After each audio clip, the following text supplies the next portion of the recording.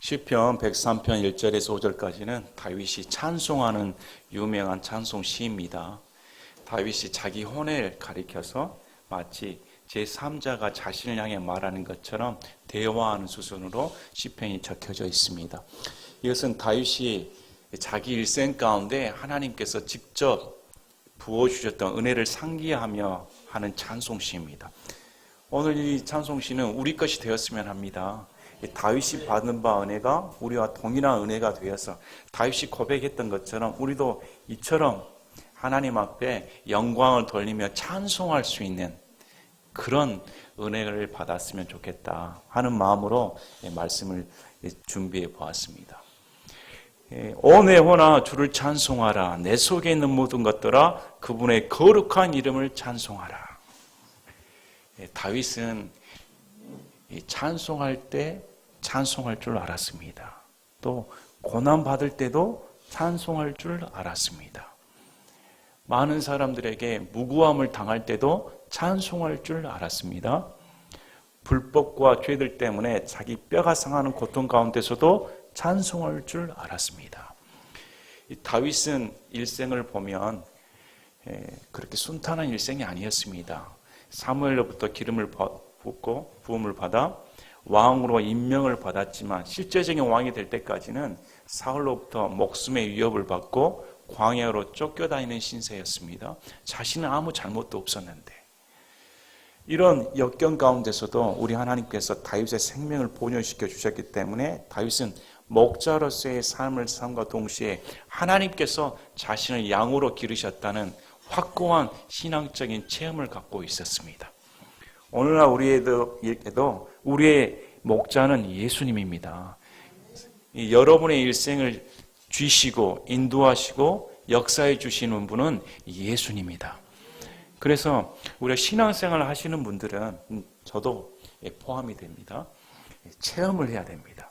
체험이라는 것은 우리가 무슨 환상을 보는 것처럼 무슨 내 혼이 이탈되어서 그런 거 말하는 것이 아니고 실제적으로 그분이 내 인생 가운데 관여를 하시고 실제적으로 그분이 내 삶을 인도해 가신다는 것이 민감해야 되는 겁니다. 민감해져서 정말 그분이 내 삶 가운데 들어오시는 분이시구나.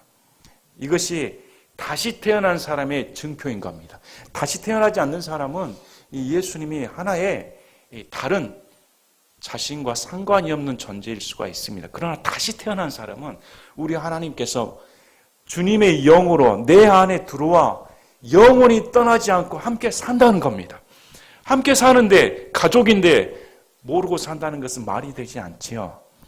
가족이면 집에 가면 아버지가 계시고 어머니가 계시고 형님이 계시고 또 식구들이 있습니다.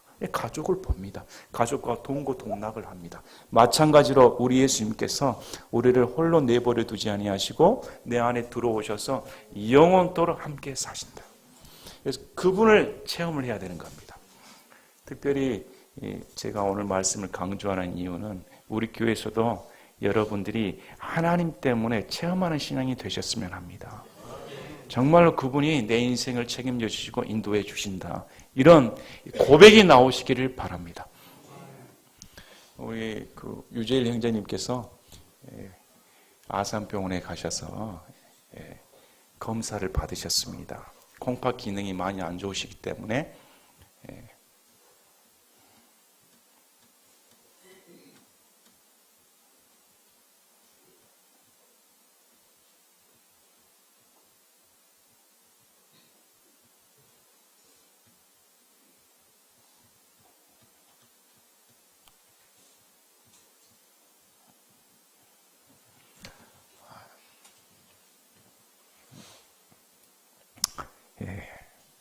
기뻐해야 되는데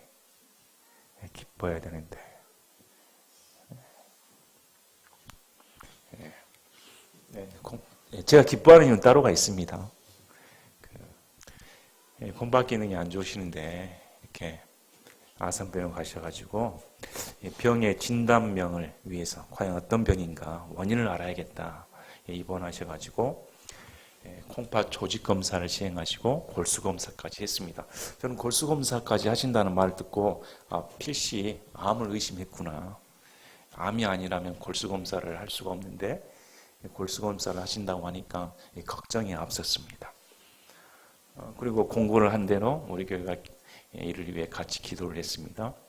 기도를 한 후에 우리 유재일 형제님께서 먼저 저에게 전화를 주셔서 말씀해 주셨습니다. 조직검사할 때도 마음이 너무 편했다.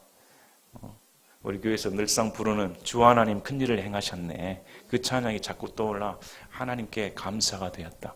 주위에서는 그렇게 조직검사를 하면 마음이 불안하고 힘들어할 텐데 어떻게 저렇게 낙천적일 수가 있는가. 우리 유재일 형제님은 아시다시피 골수분자 불신자셨습니다. 성경을 던지시던 그런 불신자분께서 어떻게 하나님을 찾을 수가 있을까? 오히려 저에게 고백하기를 하나님을 알게 돼서 하나님께 맡길 수 있다는 그것이 너무 은혜라는 겁니다. 그럴 수가 있어서 그래서 제가 오히려 더 큰 위로를 받았습니다.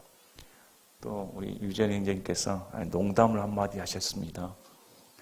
제가 전라도 사투를 쓰니까 못 알아듣시겠다.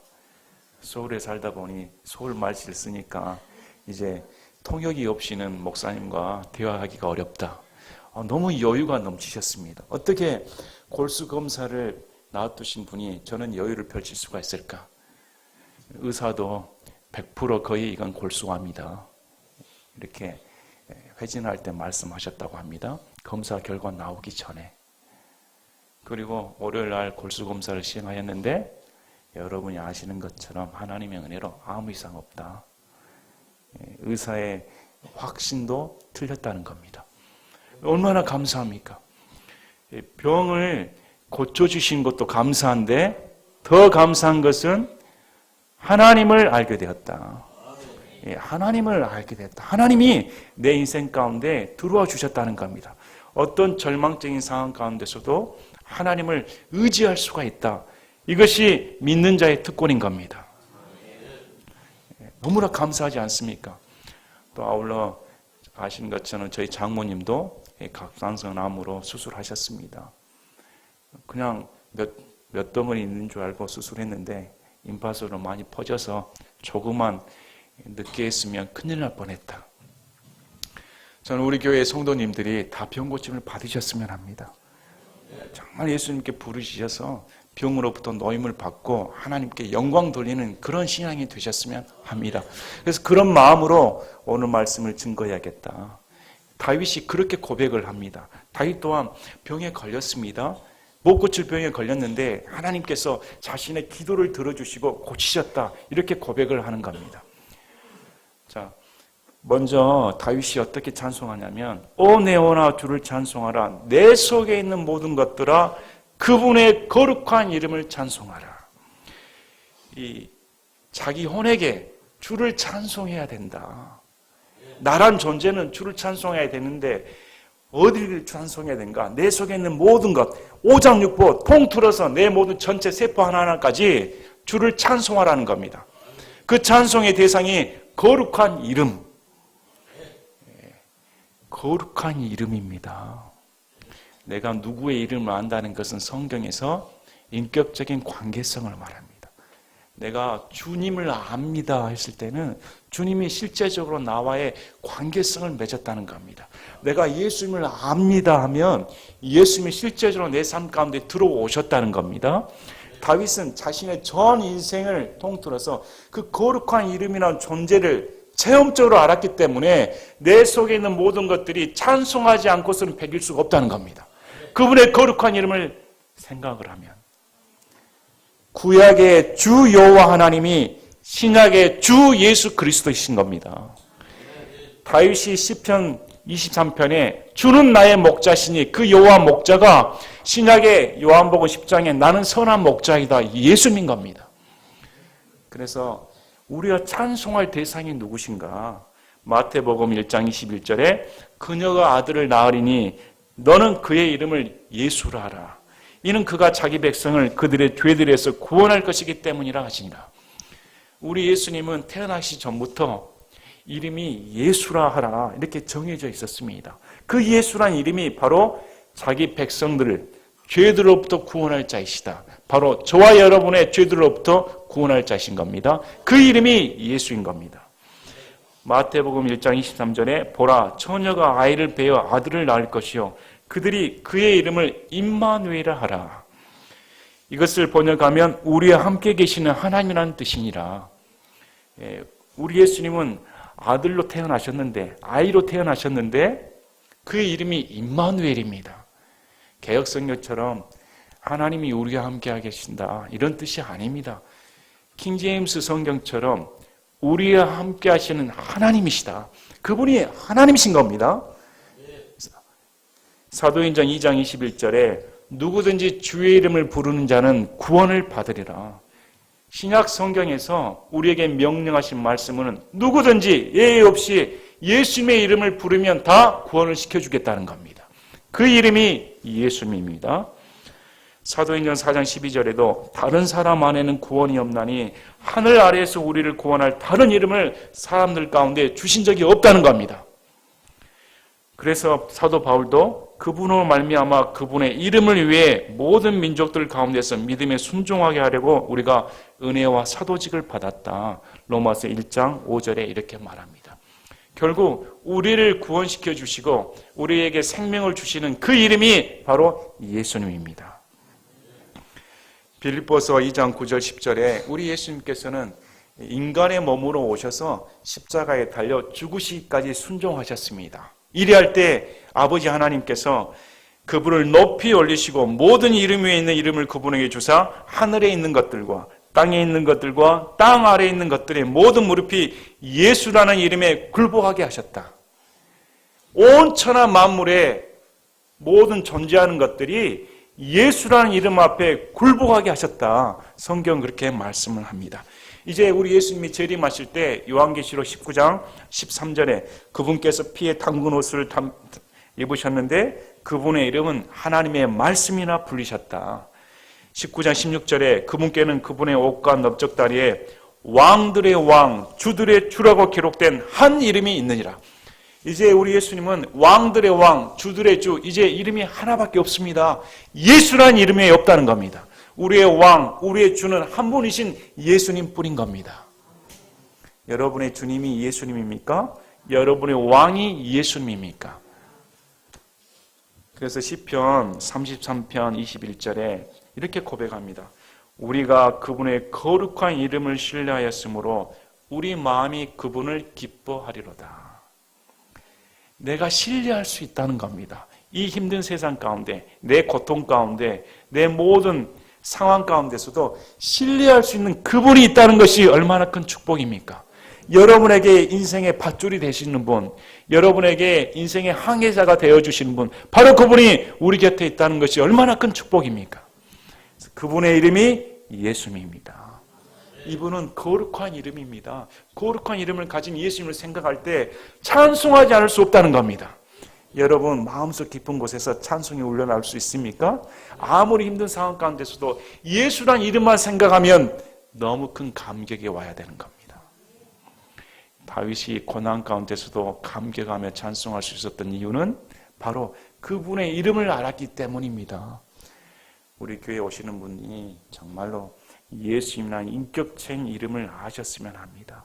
그분의 이름 때문에 내가 고침을 받고 그분의 이름 때문에 내 인생이 변화되었으며 그분의 이름 때문에 내 가정이 회복되었으며 그분의 이름 때문에 이 나라가 변화되기를 바랍니다.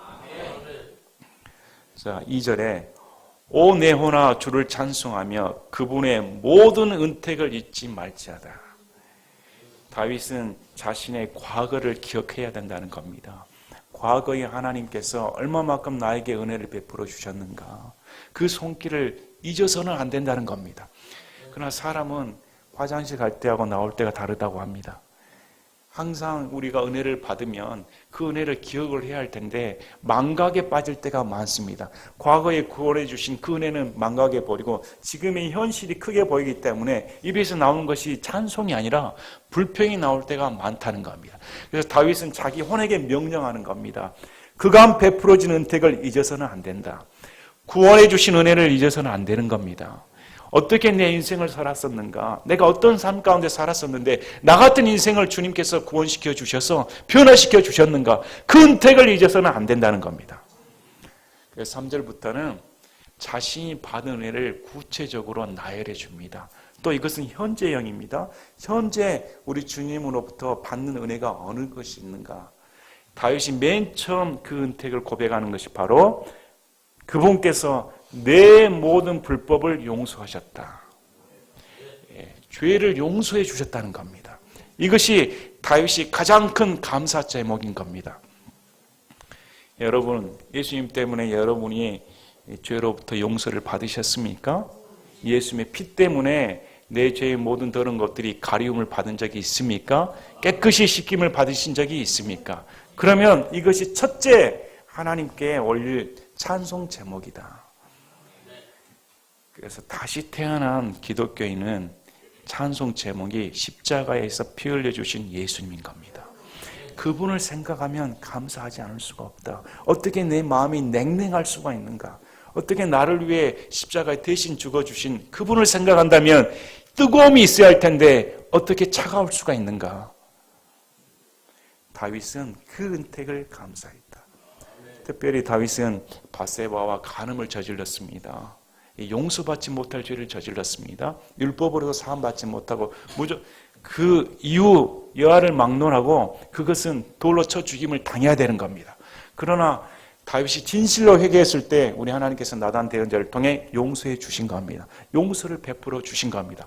우리도 죽을 죄를 지은 자들입니다. 에베소서 말씀처럼 우리 죄 때문에 이미 우리는 우리 죄들 가운데 죽었던 자들입니다. 우리 범법들 때문에. 여러분 죄 안 지었습니까? 여러분이 당당하십니까? 말도 안 되는 소리입니다. 우리는 지금도 죄를 짓고 살고 있습니다. 그럼에도 용서를 받을 수 있었던 것은 예수님 때문인 겁니다. 그래서 예수님 때문에 감사할 수가 있다는 겁니다. 그 은혜를 안다면. 그래서 내 죄값을 알면 알수록 그 죄의 심각성을 알면 알수록 더 찬양이 나오는 겁니다. 껍데기 신앙은 찬양할 수가 없는 겁니다. 그러나 정말로 내가 죄 때문에 죽었던 자이고 정말로 내가 이 죄 때문에 지옥에 갈 자였는데 건짐을 받았다면 찬송하지 않을 수가 없다. 이렇게 용서함을 받은 자가 감사할 수가 있는 겁니다. 마가복음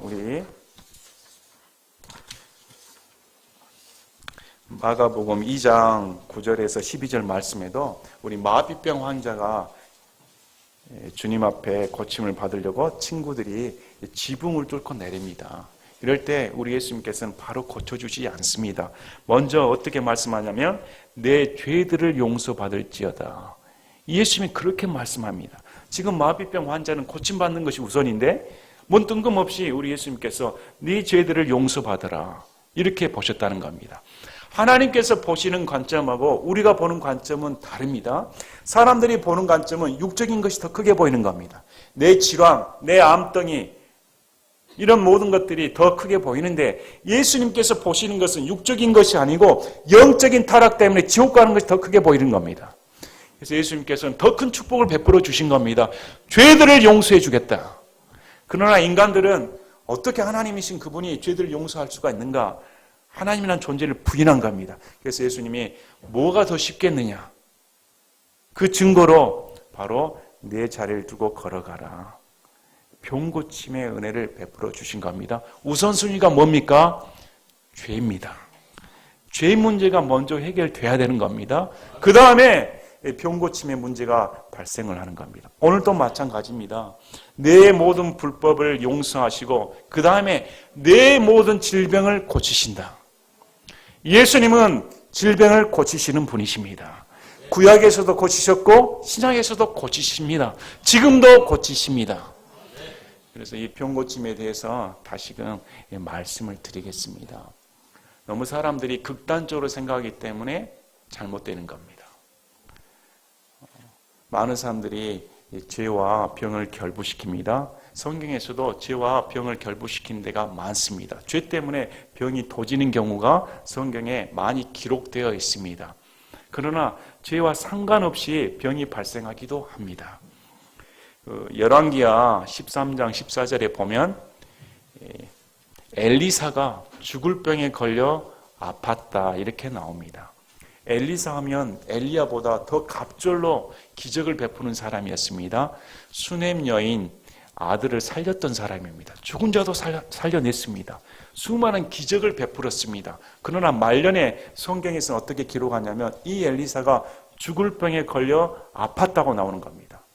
그러면 엘리사가 죄를 지었겠습니까? 아니면 엘리사가 저주를 받았겠습니까? 아니면 엘리사가 몸 관리를 못해서 죽을 짓을 했겠습니까? 많은 사람들은 이것을 결부시켜버리기 때문에 문제라는 겁니다. 오늘날 수많은 사람들이 이 병하면 마귀가 가져주는 걸로 통상적으로 그렇게 생각해버리기 때문에 그럼 엘리사가 마귀 들린 겁니까? 신앙생활을 잘못해서 걸린 겁니까? 아니라는 겁니다. 상관없이 병이 찾아오기도 하는 겁니다. 우리 빌립보서 2장 말씀을 보면 에바브로디도가 자기 생명을 아끼지 아니하고 교회를 위해 바울을 위해 헌신을 했습니다. 그런데 그 대가가 죽을 병에 걸렸다는 겁니다. 죽을 병에 걸렸을 때 바울도 어찌할 수 없었다. 교인들도 큰 근심 가운데 있었다. 바울이란 존재가 있었음에도 불구하고 고치지 못했다는 겁니다. 신약에서는 사람 쫓아가서는 절대 안 되는 겁니다. 오늘날 많은 이단들이 크게 광고를 내면서 병고침이 기적의 역사가 일어난다. 와 보라 하는데 가짜인 겁니다. 성경에서는 명백하게 바울 또한 손을 댈 수가 없었다는 겁니다. 두로비모도 고칠 수가 없어서 놔두고 갑니다. 점점 이 성경의 역사를 시간순으로 볼 줄 알아야 되는 겁니다. 성경에서 사람을 통해 기적을 베푸는 경우는 극히 제한적인 겁니다. 엘리야 시대 베풀어져 있었고 예수님 시대, 그 다음에 사도 시대 베풀어졌었지 모세 시대에 모세가 안수하며 다닌 거 나옵니까? 오히려 아닙니다. 병이 들었을 땐 이렇게 해야 된다. 레위기에 지침서를 주는 겁니다.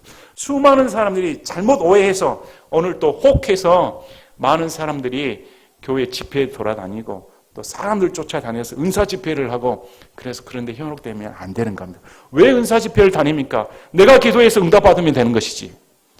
지금 신약 세대에서는 우리가 기도해서 응답을 받는 겁니다. 다윗이 그렇게 한 겁니다. 자, 다윗이 시편 6편 이전에 이렇게 말합니다. 오 주여 내가 연약하오니 내게 긍휼을 베푸소서. 오 주여 나의 뼈들이 괴로워하오니 나를 고치소서. 이렇게 기도를 합니다. 시편 30편 이전에는 이렇게 말합니다. 오 주 내 하나님이여 내가 주께 부르짖음에 주께서 나를 고치셨나이다. 다윗 시대에는 대언자가 존재했습니다. 그러나 나단 대언자가 안수를 한 적 없습니다. 무슨 성령 집회를 연 적 없습니다. 다윗은 순전히 주께 부르짖음에 주께서 나를 고치셨습니다. 아멘. 하물며 신약 성도들이 이 기도의 특권을 누릴 줄 알아야 되는 겁니다. 고쳐주시고 안 고쳐주시고는 하나님의 주권에 달린 문제입니다. 그러나 여기서 우리가 해야 할 것은 우리 하나님께서 나를 고쳐주실 수 있다는 겁니다. 그래서 주님의 기적을 갈구하는 것도 우리의 특권인 겁니다. 다윗이 그렇게 고백하지 않습니까? 내 모든 불법을 용서하여 주시고 내 질병을 고치셨다는 겁니다. 저는 여러분이 병 낫기를 바랍니다. 정말 주님 앞에 나와서 기도로 고침받을 수 있기를 바랍니다. 그래서 이렇게 간증할 수가 있었으면 좋겠습니다. 주님이 나를 건지셨다. 4절에 내 생명을 멸망에서 구속하시고, 이 구속이란 단어가 나옵니다. redeem이라는 단어인데 대속이라는 단어입니다. 이 구속이라는 단어는 원래 내 소유물이었는데 다른 사람 3자에게 넘어갔습니다. 그래서 본래의 주인에게 찾기 위해 값을 치르고 되사는 것을 말합니다. 구속했다, 대속했다는 겁니다. 그래서 우리 예수님께서는 우리 인생을 대속물을 주고 구속하시기 위해 이 땅에 오셨다는 겁니다. 그래서 마가복음 말씀을 보시면 10장 45절에 사람의 아들은 섬김을 받으러 오지 아니하고 도리어 섬기며 자기 생명을 많은 사람의 대속물로 주려고 왔느니라 하시니라. 이 대속물이 구속하기 위한 예수님의 피인 겁니다. 그래서 베드로전서 1장 18, 19절에 너희가 알거니와 너희 조상들로부터 전통으로 물려받은 너희의 헛된 행실에서 너희가 구속받은 것은 은이나 금같이 썩을 것들로 된 것이 아니요 오직 흠도 없고 점도 없는 어린 양의 피 같은 그리스도의 보배로운 피로 된 것이니라. 신약 성도들에게 우리에게 이 생명이 멸망할 수밖에 없었는데 우리 예수님께서 대속물이신 우리 예수님께서 오셔서 우리를 구속해 주셨다는 겁니다. 다윗 시대에는 이런 일이 벌어지지 않았습니다. 이런 일이 벌어지지 않았는데도 다윗이 이렇게 고백을 하는 걸 보면 신약 성도들은 이보다 더 찬송해야 마땅하지 않겠습니까?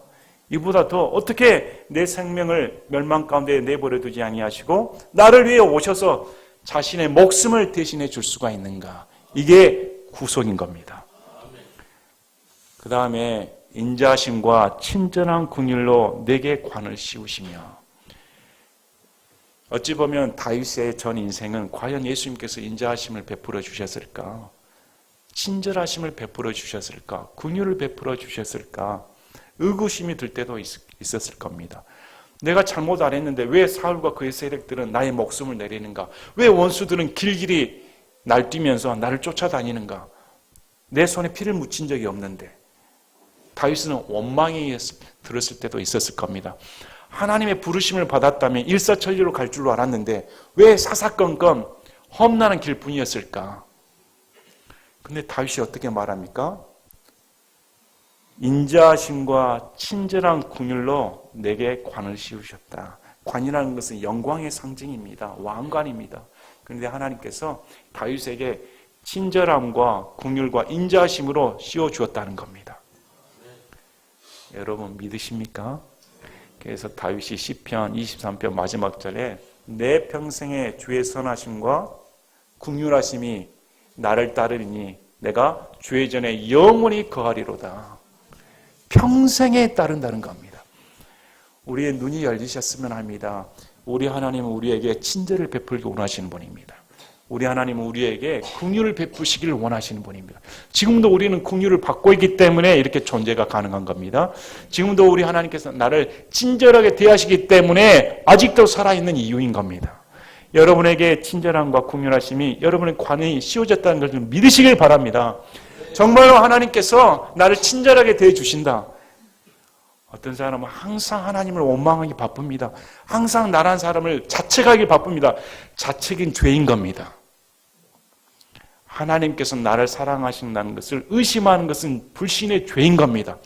가장 큰 죄인 겁니다. 로마서 5장 5절에 하나님께서 성령으로 말미암아 우리 마음에 하나님의 사랑을 물붓듯이 부어주었는데, 이미 죽음으로 확증시켜 주었는데 왜 의심하는가? 안 된다는 겁니다. 그래서 하나님은 우리 자녀를 다루실 때 친절과 긍휼하심으로 다루신다.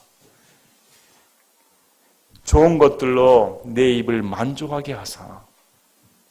우리 하나님은 우리가 만족하길 바라시는 분입니다. 성경에서 시편 107편 9절에 그분께서 사모하는 혼에게 만족을 주시며 줄인 혼을 선하심으로 채워주시는도다. 하나님을 사모하는 혼에게 우리 주님은 만족을 주신다. 이렇게 말합니다. 여러분, 만족이 육적인 만족만을 말하는 것이 아닙니다. 진정한 만족은 나의 줄인 혼을 채워주셨다. 세상으로부터 받을 수 없었다. 나의 굶주린 마음, 세상의 사랑을 간구했는데, 사랑으로부터의 인정을 간구했는데 도저히 받을 수 없었던 그 만족이 우리 주님으로부터 온다는 겁니다. 우리 주님의 만족이 왔을 때 진정한 만족을 누릴 수가 있는 겁니다. 그래서 성경에서는 좋은 것으로 만족을 주신다는 겁니다. 여기서 거듭거듭 말씀하신 것은 우리 하나님이 좋으신 분이시다. 여러분에게 좋으신 분인 겁니다. 그래서 만약에 나쁜 것으로 만족하게 되면 어떻게 되겠습니까? 철저하게 우리 하나님은 나에게 좋으신 하나님입니다. 우리 복음성가 부르지 않습니까? 좋으신 하나님, 좋으신 하나님, 참 좋으신 나의 하나님. 아멘. 그리고 내 젊음을 독수리의 젊음같이 새롭게 하시는도다. 다윗이 이제 마지막 감사 제목이 하나가 내 청춘을 독수리처럼 새롭게 해주셨다는 겁니다. 새롭다는 겁니다. 성경에서는 새롭게 해주는 것은 무엇으로 가능합니까? 성령님입니다. 디도서 3장 5절에 그분께서 우리를 구원하시되 우리가 행한 의로운 행위로 하지 아니하시고 오직 자신의 긍휼에 따라 다시 태어남의 시승과 성령님의 새롭게 하심으로 하셨고 또 우리의 구원자 예수 그리스도를 통하여 우리에게 그 성령님을 풍성히 부어주셨으니 안 믿는 자가 새로운 born again 다시 태어나기 위해서는 물로 나고 다시 성령으로 태어나지 않고서는 있을 수가 없다는 겁니다. 그래서 요한복음 3장에 니고데모에게 물과 성령으로 다시 태어나야 된다. 새롭게 돼야 된다는 겁니다. 다시 태어난다는 것은 이전 것은 지나갔다고 말한 겁니다. 고린도서 5장 17절에 그런즉 누구든지 그리스도 안에 있으면 그는 새로운 창조물이라. 옛 것들은 지나갔으니 보라 모든 것이 새롭게 되었도다. 이 성령님이 들어올 때 모든 것이 새롭게 되어버린 겁니다. 이전의 가치관, 이전의 인생관, 이 모든 것들이 무너지게 되는 겁니다. 이전에 이 땅이 전부로 생각한 줄 알았습니다. 천국과 지옥이 어디가 있습니까? 남의 소리죠. 무슨 마귀가 있고 천사가 있고 지옥이 있고 말도 안 되는 소리다. 그렇게 생각했을 겁니다. 그러나 성령님이 들어가 버리면 믿어진다는 겁니다. 믿으려고 해도 안 믿어졌던 것들이 안 믿으려고 해도 믿어지는 겁니다. 그게 성령님의 역사인 겁니다. 성령님의 역사가 없이는 절대 다시 태어날 수가 없는 겁니다. 독수리가 새롭게 되었다. 어떤 분이 이렇게 해석을 합니다. 독수리가 새롭게 되려면 털갈이를 해야 된다. 독수리가 털갈이를 하는 이유는 더 힘차게 날기 위해서 그렇게 해석을 합니다. 그래서 이 말씀은 우리가 더 힘차게 신앙생활을 하기 위해서 더 하나님 앞에 기운차게 나가기 위해서는 다시 태어나야 된다. 새롭게 함을 받아야 된다는 겁니다. 그게 우리한테는 성령님의 새롭게 하심으로 가능하다.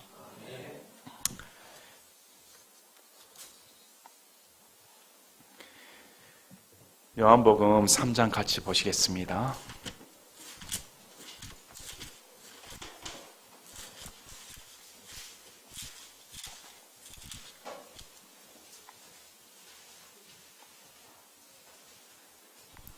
요한복음 3장 14절에서 18절까지 말씀을 보겠습니다. 요한복음 3장 14절에서 18절까지.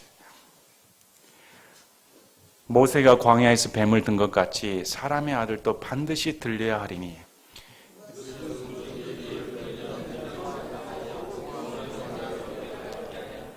하나님께서 세상을 이처럼 사랑하사 자신의 독생자를 주셨으니 이것은 누구든지 그를 믿는 자는 멸망하지 않고 영존하는 생명을 얻게 하려 하심이라.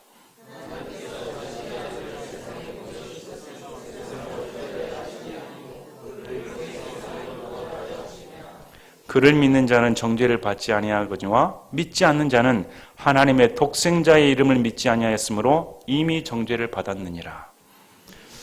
자, 우리 예수님께서 니고데모를 만나 대화를 하는 장면이었습니다. 이미 십자가 상에서 죽으실 것을 정하시고 오신 분이기 때문에 모세가 뱀을 든 것 같이 나는 십자가에 달려 죽어야 된다. 반드시 죽어야 된다는 겁니다. 그 이유는 누구든지 그를 믿는 자는 멸망하지 않고 영원한 생명을 얻게 하려 함이라. 저주의 대상이었던 나무에 장대에 뱀이 매달린 것을 보아야만이 고침을 받았습니다. 어떤 행위가 필요 없는 겁니다. 보기만 하면 믿음이 있으면 쳐다본다는 겁니다. 믿음이 있으면 예수님을 의뢰하게 됐다는 겁니다. 그래서 행위와 상관없이 쳐다본 자는 그대로 고침을 받았습니다. 그와 똑같이 그것은 육적인 생명을 준 거였습니다.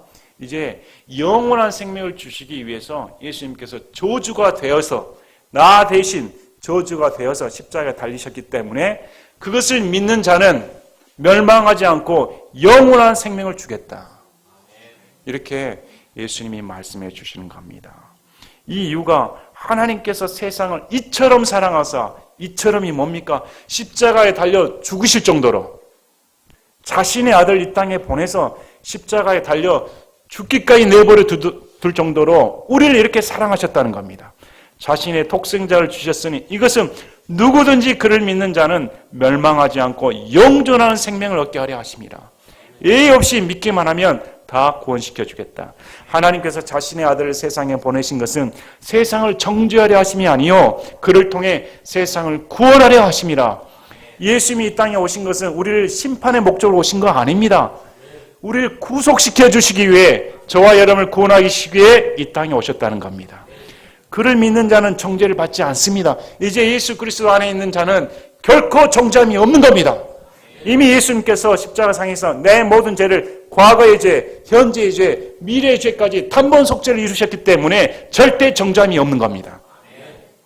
그러나 믿지 않는 자는 하나님의 독생자의 이름입니다. 그 이름이 무엇입니까? 예수님입니다. 믿지 아니하였으므로 이미 정죄를 받았다. 믿지 않아 정죄를 받았기 때문에 지옥 간다는 겁니다. 지옥 가는 죄는 하나밖에 없습니다. 예수님을 믿지 않는 죄인 겁니다. 천국 가는 유일한 길은 한 가지밖에 없습니다. 예수님을 믿는 겁니다. 그래서 우리가 이 사실을 알 때 다윗이 고백을 했던 것처럼 내 행위와 상관없이 구원시켜 주신 주님의 구속의 은혜를 안다면 얼마나 감사한가. 이 5장 6보가 터지도록 주님을 찬송해야겠다. 감격에 겨워서 하나님 앞에 찬송해야겠다. 그래서 여기 나오는 다윗의 찬송 기도 제목이 우리 것이 되기를 바랍니다. 우리의 범법들을 용서해 주셨고, 그분이 나의 질병을 고치셨고, 그분이 나의 멸망에서 구속시켜 주셨고, 그분이 내게 인자하심과 선하심과 긍휼과 관을 씌워 주셨고, 그분이 내게 좋은 것으로 만족을 시켜 주셨으며, 그분이 내게 독수리처럼 새로운 청춘을 허락해 주셨다. 이렇게 주님 앞에 찬송할 수 있는 저와 여러분이 되시기를 바랍니다. 제가 기도하고 마치겠습니다. 아버지.